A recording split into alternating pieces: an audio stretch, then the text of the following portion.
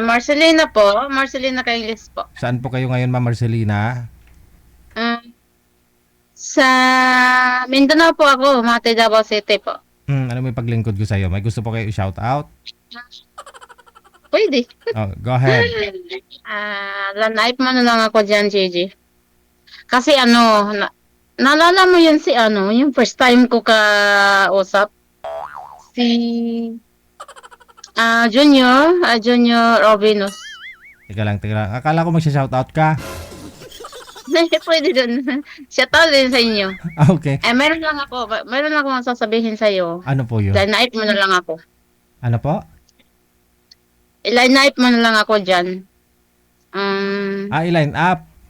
Opo, Ah, nakita mo naalala mo yung first time ko doon umakyat sa'yo, yung kausap ko si Junior Robinus? kailan ho yun, ma'am? Di ko na ho maalala. Anong taon? Mga nung mga 3 linggo pa yata yan, o dalawa. Yeah, Ah, 2 linggo may git. okay. May nakausap. Kasi, May nakausap ka dito. Tapos, nag-meet kami, uy, ayun, tumawag na siya. parang may problema siya sa pamilya niya. Teka lang. May tumatawag ho sa'yo, naputol ah. Ano po yun? Wala, kinancel ko yun, wala yun. Baka siya yun. Hindi yun. Ay, Hindi hindi. yun. Okay. So, nung nag-usap po kayo dito, after sa live, nag-usap pa kayo sa off-cam. Tapos, taga saan po ba yun? Yeah.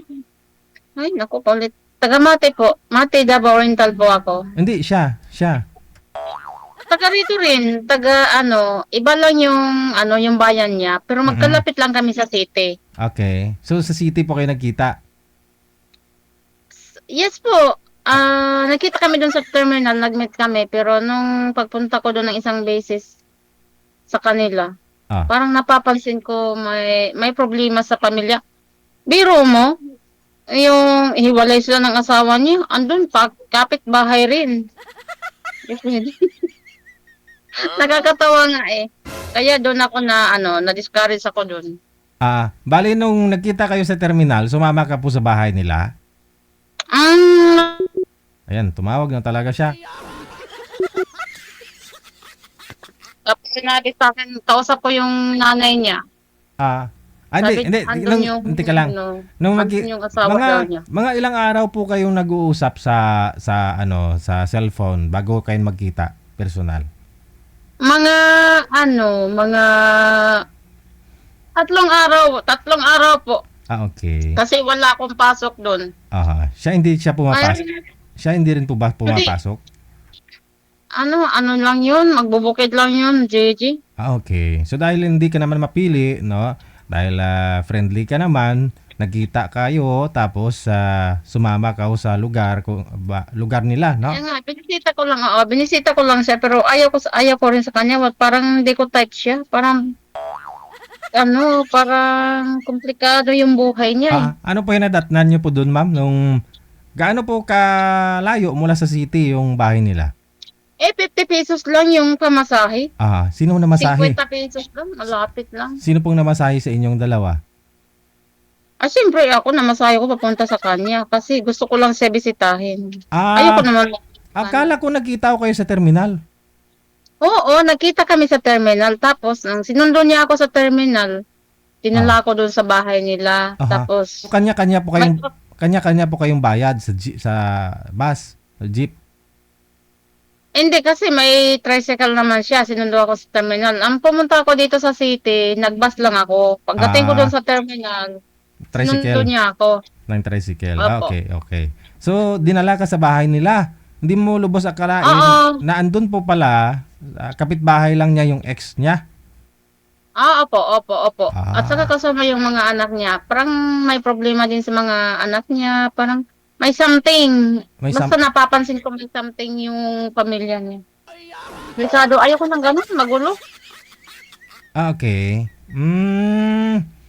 Alright. Hmm. So, anong pagdating mo doon, anong ginawa ninyo? Wala, nag-usap lang kami. Kami, yung nanay niyang nakausap ko kasi busy siya. Mm. Pumunta siya doon sa ano niya. Yung ano yun, tawag nung Yung nagkukuha ng ano doon, sanggot ng niyog. Nagtuba. Oh, yan. Man, Pupunta man, siya, busy yan. Mananggiti. Oo, okay. So busy siya, iniwan ka doon sa bahay nila sa nanay niya. Oo, ano naman siya, nagpaalam naman siya sa akin. Sabi niya, maiwan mo na kita dito kasi may trabaho. Parang busy talaga siya, magsusundo pa Ah, ng mga estudyante, mm, tapos mm. pupunta pa doon sa bukid niya. Ano?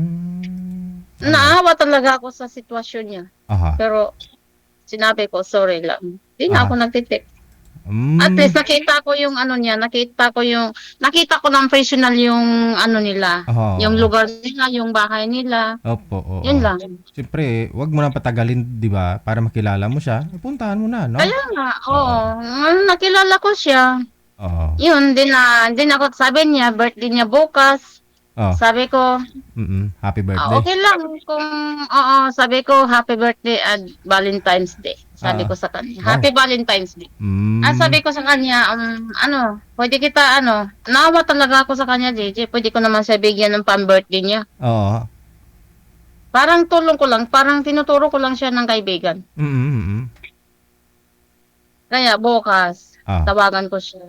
Ah. Kaya, bumisita lang ako dito sa'yo. Ah. Ah. Line up mo na lang ako ng iba dyan. Yung Mm. kasing edad ko rin. Aha. Ano po ba hanap mo sa isang lalaki? Yung, yung mabait. Kahit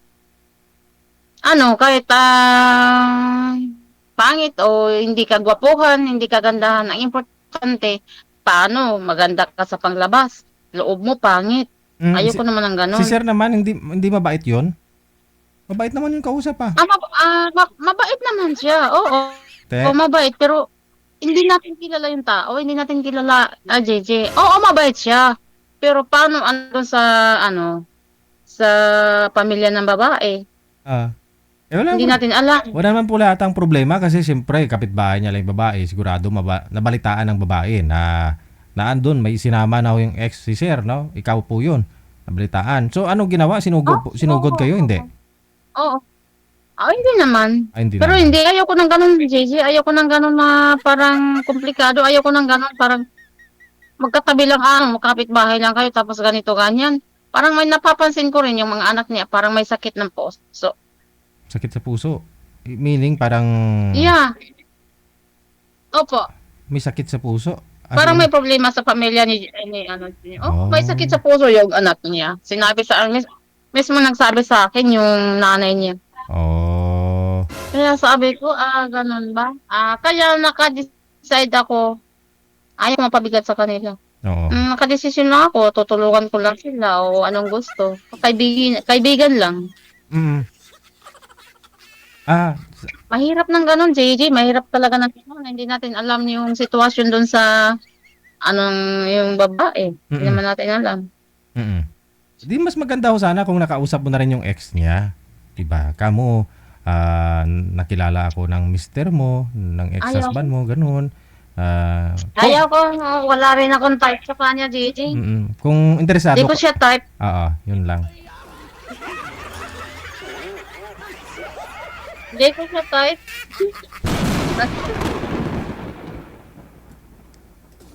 Hindi ko talaga type talaga. Sige na. Salamat, JJ. Salamat. Thank you Sige. so much. Thank you. Salamat. Bye-bye na. Okay po.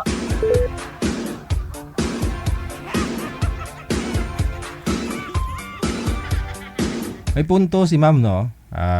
Para siyempre naghahanap nga po talaga siya ng mapapangasawa. Para mas madali na ho makilala yung isang lalaki. Hindi malapit lang sila, no? Isang province lang. Nakita ko sila, di ba? So ito po pala yung nakausap niya last time, no? Ito po yun, no? Oh, ayan.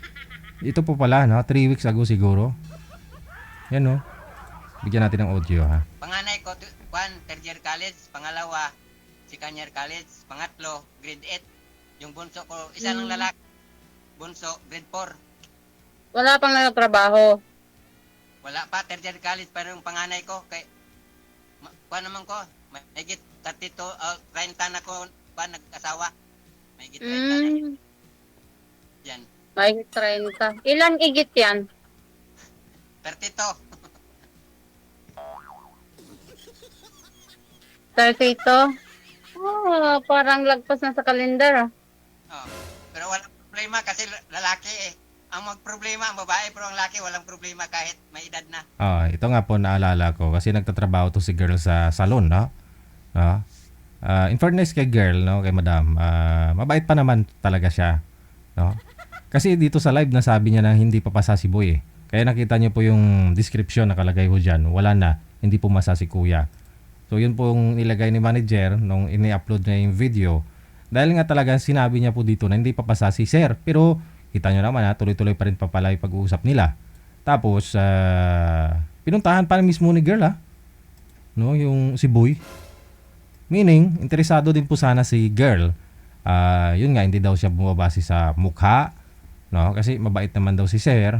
Problema, pagdating niya daw po doon, siguro hindi na open yun ni sir kay girl na ganito yung ex-wife ko, andyan lang sa kapitbahay.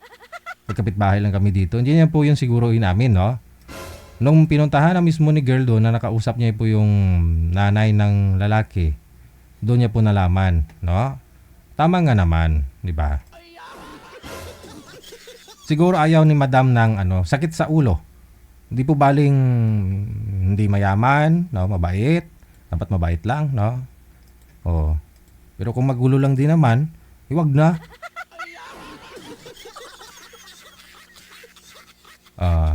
Yan po pala, naalala ko to, mga 3 weeks ago.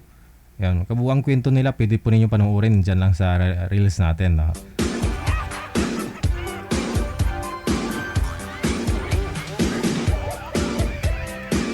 Mabait pa rin siya kasi birthday daw ni Sir bukas, February 11.